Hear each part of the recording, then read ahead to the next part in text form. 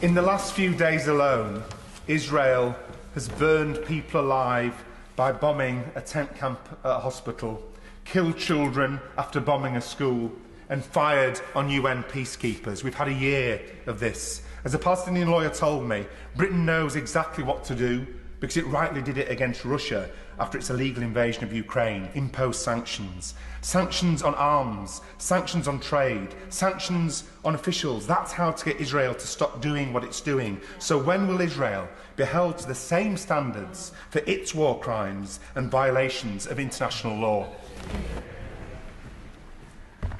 It is indeed very important that the UK takes its responsibilities seriously. He talked about some of the reports that we have seen. Of course, the UK government is looking very closely at those reports and really determined to ensure that we play our part in ensuring that international law is upheld. He talked about sanctions policy. As I mentioned before, we will always keep that under review, but he should be aware that the UK has, for example, already sanctioned 8 people responsible for perpetrating and inciting human rights abuses. That was against Palestinian communities in the West Bank. We will continue to keep these issues under review.